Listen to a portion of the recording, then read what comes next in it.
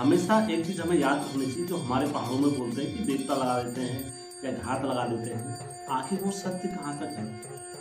और घात लगाते हैं तो क्या हमारे देवता उसको सुनते हैं? और किस न्याय पर उसको सुनते हैं और किस न्याय पर फिर उसका समाधान करते हैं देवता, और किस बात पर देवी देवता उस न्याय पर चलते हैं? दोस्तों नमस्कार दोस्तों, मैं हेमचू पहाड़ी आज आप लोगों के साथ एक नई कहानी और लेके आया हूँ गगनाथ बाबा जी की।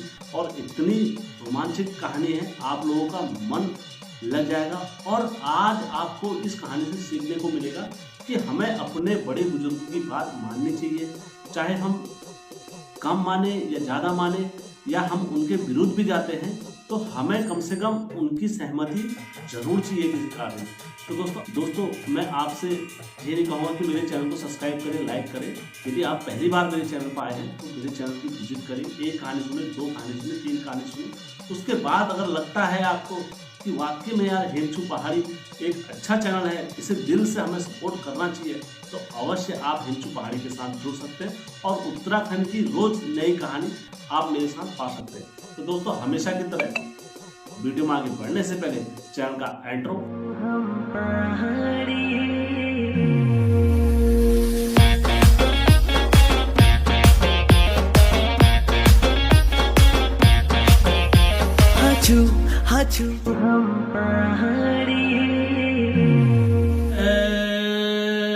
बिरकारा बजरंगी, हर हर हर हर हर हर हर हर हर हर हर महादेव। आप सभी भक्तों के ऊपर महादेव की कृपा और बजरंगबली का आशीर्वाद हमेशा बने रहने चाहिए। दोस्तों आज की सत्य स्टोरी में आगे बढ़ने से पहले मैं आप सभी से विनती करूंगा, गुजारिश करूंगा, रिक्वेस्ट करूंगा कि यदि आपके पास भी कोई ऐसी कहानी है देवी देवताओं की, तो आप चाहते हो कि उसे हेमचू पहाड़ी के साथ साझा करें, अवश्य साझा करें। आपका एक कदम और हमारी उत्तराखंड की ऐसी कई भक्तों के मन में अटूट आस्था और विश्वास बनाएगा, और वो विश्वास कहीं ना कहीं आपके घर के इष्ट को लाभ देगा। तो दोस्तों आपके घर की कहानी किसी के घर में थोड़ा बहुत भी अगर मैच करेगी तो वो अपना उस विधि से अपने घर का भला कर सकता है। तो दोस्तों आज की सत्य स्टोरी में आगे बढ़ते हैं। तो हमारे उत्तराखंड में एक कहावत है कि 12 वर्ष में लग फुट जो अपन जग पा, तो वही कहानी में आज आपको रुख देखने को मिलेगा। दोस्तों नैनीताल जिले में एक गरीब परिवार रहता था, और गरीब परिवार में जो मैं बहुत अधिक नाम इसमें नहीं रखूंगा, जो मेन किरदार हैं उनके नाम रखूंगा, नहीं तो कहानी बहुत लंबी हो जाती है। दोस्तों एक वृद्ध महिला थी, और जिसका नाम मैं आरती रख देता हूँ। और आरती के क्या हुए, पुत्र बहुत सारे हुए, लेकिन मैं एक पुत्र का नाम उसमें अंकित कर देता हूँ, राजू। राजू की जो धर्म पत्नी थी उनका नाम था मंजू। मंजू और राजू जो थे वो बड़े थे, और वो अपनी आमा जो अपनी मम्मी का था, तो वो बहुत ध्यान रखते थे अपनी मम्मी का, खाना पीना हर चीज़ में ध्यान रखते थे।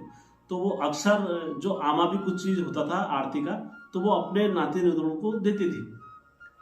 तो राजू की जो औलाद हुई तीसरे नंबर की, उसमें क्या हुआ, एक लड़की हुई, और वो लड़की का नाम मैं अंकित कर देता हूँ। बाकी तो उनके 8 भाई बहन थे, लेकिन मैं 8 को नाम अंकित नहीं करूँगा, केवल उस लड़की को मैं अंकित कर देता हूँ। उनका नाम मैं रख देता हूँ दिया। दिया जो थी वो अपने परिवार में बहुत खुश रहती थी, और अधिकतर अपनी दादी का ख्याल रखा करती थी। दादी के साथ आना जाना, दादी के साथ उठना बैठना, हर जगह में दिया दादी का ध्यान रखा करती थी। बोला तो अगर बोला जाए तो दादी उसे बहुत अच्छा मानती थी। और बोलते हैं हमारे पहाड़ी में एक कहावत है, जिको भल मानो वही बुकहा। ये कहावत है हमारी पहाड़ी में, यदि हम किसी को अच्छा मानते हैं तो वही हमको बुकाने आता है। उसी प्रकार से दिया दादी को बहुत अच्छा मानती थी और हर हमेशा ख्याल रखा करती थी अपनी दादी का। दोस्तों समय आगे बढ़ता रहा। बोलते हैं जब हम किसी से प्यार करते हैं, किसी से हम प्रेम करते हैं, यदि कोई तीसरा पक्ष जब बीच में आता है तो जलन स्वाभाविक रूप से है, हर किसी को हो जाती है। तो उसी प्रकार से जो आरती थी, आरती अपनी पोती के साथ, दिया के साथ कहीं आना जाना, उठना बैठना, और कहीं रिश्तेदारी में ले जाना, ये सब आरती करती थी।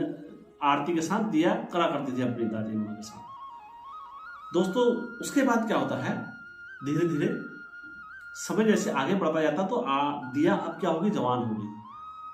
दिया जवान होगी तो दिया समझदार भी होगी। दिया ऐसी एक दिन अपनी दादी के साथ कहीं गई थी रिश्तेदारी में, तो एक लड़के से मैं फिर वार्तालाप भी हुई। आपको पता है आज का समय कैसा है कि लड़का लड़की अगर स्वेच्छा किसी से प्रेम करते हैं तो वो फिर किसी की नहीं सुनते हैं।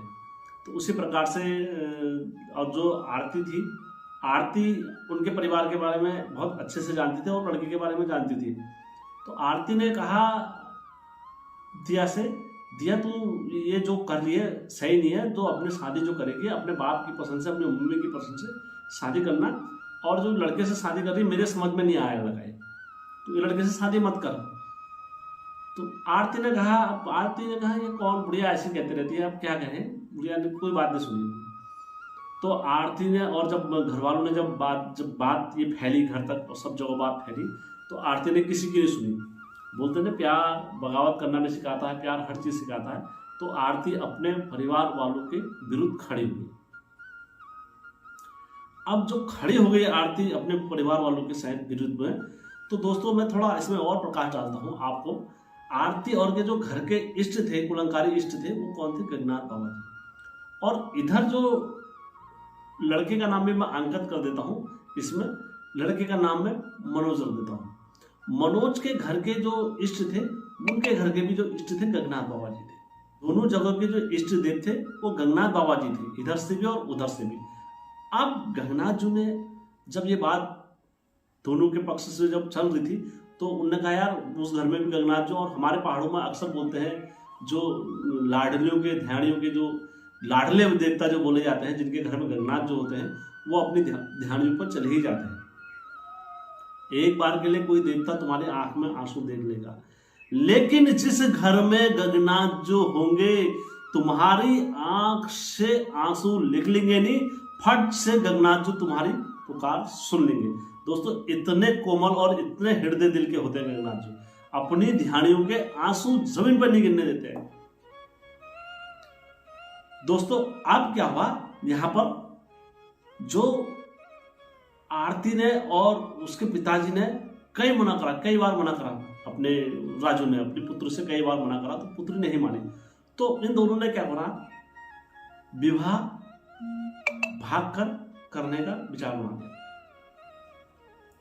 रात्रि के समय दोनों ने भाग के शादी कर ली, और भाग के शादी करी, और उसके बाद ये निकल के आ गए। जब सुबह आरती उठी, आरती उठने के बाद आरती ने जब देखा कि नातड़ी कहाँ है, जब होता है सर्पघाट पड़ते हैं, अरे आरती कहाँ गई, अरे आरती कहाँ गई, अरे घर में कोई नहीं। जब पूरा मोहल्ला इकट्ठा हो गया, किसने देखा, कहाँ से देखा, क्या देखा, बहुत जन एकत्रित हुए। जब सब जन हुए एकत्रित तो किसी को पता नहीं लगा, और अंत में जब बाद में जब पता लगा कि वो मनोज के साथ भागकर विवाह कर लिया है मंदिर में, तो दोस्तों उनके घर में भाव अब होता है। मम्मी ने भी कितनी अपनी पुत्री के लिए साथ, देखो दोस्तों आदमी की जब पुत्री हो जाती है ना, लड़की जब हो जाती है, तो माँ बाप उसी दिन से अपनी बच्ची के लिए सपने सोचना स्टार्ट कर देते हैं कि मैं अपनी लड़की के उसमें ये कलर का बनाऊंगा।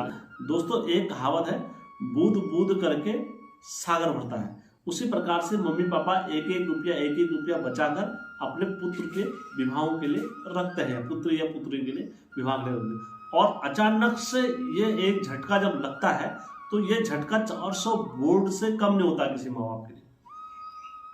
और माँ बाप भी अपनी पुत्री का कभी भला नहीं चाहते हैं भाग के जाने के, लेकिन जब बोलते हैं काल और जब अंधकार किसी के मस्तिष्क में जब चढ़ जाता है, तो दोस्तों उस टाइम पर उसकी आंखें बंद हो जाती है। और उस टाइम पर अगर किसी के सर पर अगर किसी का वास होता है, तो किसका होता है, क्रोध का। और क्रोध में अक्सर बोलते हैं क्रोध की और अकल की भेंट नहीं होती है। क्रोध आएगा तो तुम कितने ही बड़े अकलदार हो, तुम गलती कर दोगे हर हमेशा। इसलिए बोलते हैं ना, क्रोध को कभी अपने ऊपर हावी मत होने देना। अगर क्रोध को तुमने अपने ऊपर हावी होने दिया, तो फिर तुम्हारी अकलदारी और समझदारी सब वहीं धरी की धरी रह जाएगी। फिर तुम कहोगे नहीं यार गलती हो गई मेरे से, क्रोध में हो गया, ये सारी चीज हो गया। जब अकल आएगी, जब तक बहुत देर हो जाती है।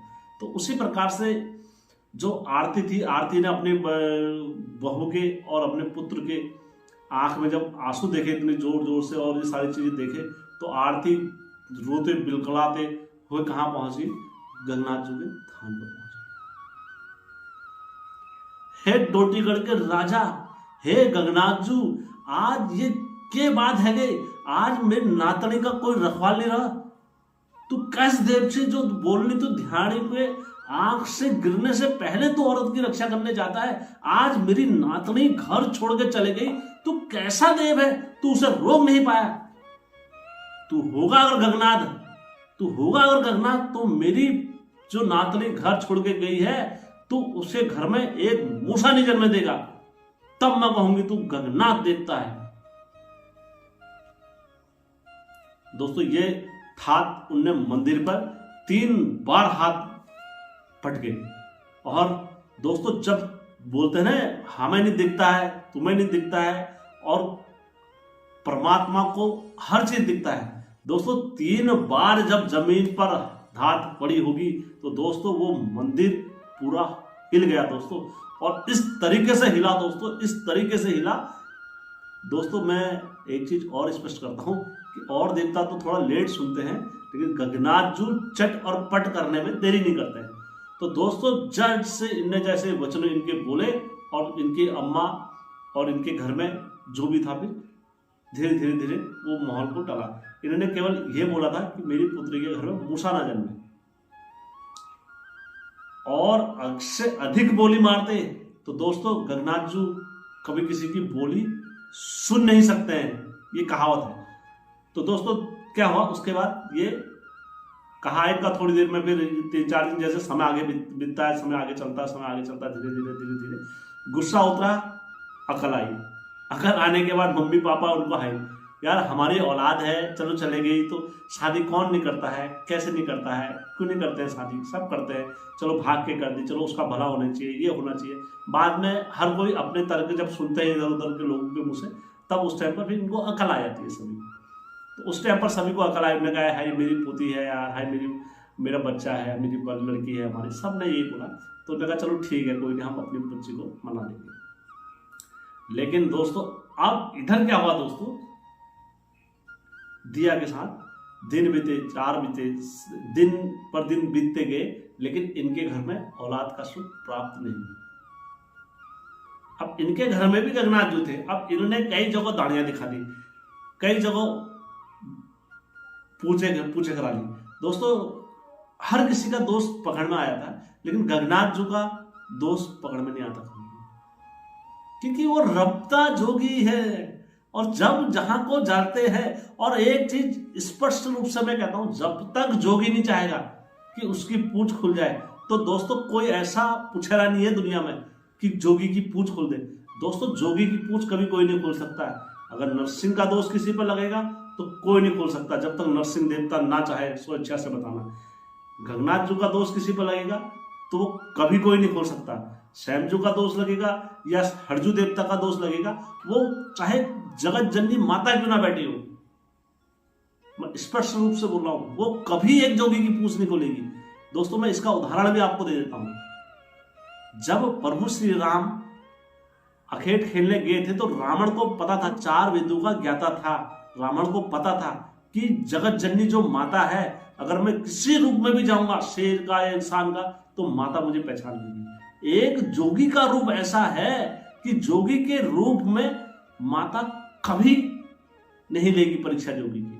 क्यों? क्योंकि अगर जोगी सच्चा हो गया, अपने नियम धर्म पर जोगी सच्चा हो गया, तो दोस्तों जोगी के श्राप से स्वयं भगवान भी डरते हैं, और जोगी के दोष से हर कोई डरता है दोस्तों। फिर ये स्पष्ट रूप से बोल रहा हूं मैं।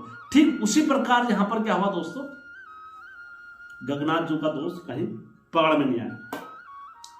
दिन बीते, 4 बीते, ये बड़े परेशान हो गए दोस्तों। अब ऐसे करते करते कई धामी लोग भी मिले, तो धामी लोगों ने कहा जा तेरा बच्चा ठहर जाएगा। तो ऐसे करते करते ये एक माता के पुछरे के वहां गए, उन्होंने कहा जब मैं अपनी बहुती लगाता हूँ और ये सारा रोग दोष करके तेरा बच्चा रुक जाएगा। और दोस्तों बच्चा रुक भी गया, और धीरे धीरे फिर माह चढ़ना स्टार्ट हो गए दिया को। 1 माह, 2 माह, 3 माह, 4 माह, ऐसे करते करते दोस्तों 9वां महीना भी लग गया। अब दिया का क्या हुआ, बच्चा हुआ। तो दोस्तों जब दिया का बच्चा हुआ, तो वहां पर उनके पति और वहां पर उनके सास और वो होती है। और जब उनके पेट में पीड़ हुई तो उस टाइम पर उन्होंने ना देवताओं का नाम का कोई पैसा उठाया, और उनके पिताजी जो घर के मुखिया थे उनसे भी बहूती लगा के, या घर में आते वक्त ऐसे बोलते हैं ना, अपने घर में थान पे कुछ करके जाते, तो वो शुभ माना जाता है अपने देवी देवताओं को याद दिलाना। लेकिन इनकी जब तबीयत खराब हुई तो इन्हें जल्दीबाजी में उठाया, और उठाने के बाद सीधा कहाँ ले गए, हॉस्पिटल ले गए। हॉस्पिटल ले गए तो दोस्तों पुत्र हुआ, और पुत्र जब हुआ दोस्तों, जब जैसी हुआ तो दोस्तों वहां पर जो उस स्थान पर थे पुत्र के, वो पहले तो सबसे पहले डॉक्टर ही डर गई कि यार ये क्या हो गया, बिल्कुल हचक्का रह गई। उसके बाद उनकी अम्मा को बुलाया, तो जब अम्मा ने देखा तो उसको भी झोंक लग गया, उन्हें ये क्या हुआ एकदम से, तो वो भी डर गई। और दोस्तों जब उसके पिताजी ने देखा तो वो भी बहुत चुपका रह गए। दोस्तों आपको यकीन नहीं आएगा, उसके पूरे शरीर पर बाल ही बाल थे, और नीचे का हिस्सा पूरा ऐसा था काला, और आंखें इतनी बड़ी सी, बिल्कुल ऐसे लग रही थी जैसे आंखों के बीच में पूरे बाल ही बाल पूरे चेहरे पर। और ना जाने वो किसका दोष निकल गया था वहां पर जब हुआ था, इतना विकराल रूप, और उसका पूरा ऐसी शक्ल थी, बिल्कुल बंदर जैसी शक्ल थी उसकी। और होते ही बच्चा क्या हुआ, एक्सपायर हो गया भाई। और माँ का जो दुख और जो पीड़ा थी वहां पर दोस्तों, मैं उसको अपने शब्दों में व्याख्या नहीं कर सकता। एक माँ का दिल हमेशा ये होता है कि मेरी जान चले जाए लेकिन मेरे से जो बच्चा उत्पन्न हुआ है वो बच जाए। एक माँ का दिल हमेशा ये होता है। और वो माँ इतनी रोई, और वो माँ इतने गम में चली गई दोस्तों अपने बच्चे के लिए, चाहे वो कैसा भी हो, उसका अंश था, लेकिन फिर भी वो माँ रोई, खूब करी। लेकिन उन्होंने कहा चलो अपने शरीर को, अपनी स्थिति को संभाला, और ये करा, बहुत सारी चीजें करने के बाद वो स्थिति को संभाला। उसको घर ले गए, घर लेके आने के बाद देखा, उन्होंने कहा यार चलो अब बच्ची हमारे ठीक है, हमारे घर में सब ठीक है, सबको शांति रहनी चाहिए।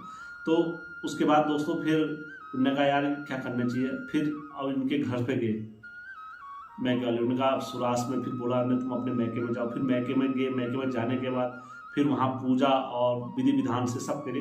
तब दोस्तों वहाँ गंगनाथ जी नाचे। गंगनाथ जी ने फिर इनको बहूती लगाई, आशीष दिया, और जो अम्मा थी वाली जो उनकी आरती वो एक्सपायर हो गई थी। तो दोस्तों फिर आरती के नाम से भी उछड़ा जो था, बोला कि धाक मार रखी थी तेरे को यहाँ से। तो दोस्तों फिर वहाँ की जो उछड़ा वगड़ा जो था आरती का, गंगनाथ जी ने उसका भी दोष काटा, और यहाँ इनका भी दोष काटा दोस्तों। और उसके बाद आज की डेट में उसका एक पुत्र है, और अब सुखी शांति से अपने घर में रह रहे हैं, राजी खुशी, और महीने में या साल भर में अपने गंगनाथ जी के वहाँ जाते हैं और धोती कुर्ता चढ़ाते हैं। तो दोस्तों आज की कहानी से हमें सीखने को मिलता है कि गंगनाथ जी कभी भी हो सच्चाई में जाते हैं, या फिर आपके घर में देवता गंगनाथ जी या उसके घर में गंगनाथ जी। अगर सच पर अगर बात होगी तो हर हमेशा जो गंगनाथ देवता जी है वो सच पर जाते हैं, और सच्चाई की जीत हर हमेशा होती है। तो दोस्तों अगर कहानी अच्छी लगी होगी तो हेमचू पहाड़ी को लाइक, सब्सक्राइब और शेयर करना कतई मत भूलना दोस्तों। हेमचू पहाड़ी आपका खुद का चैनल है।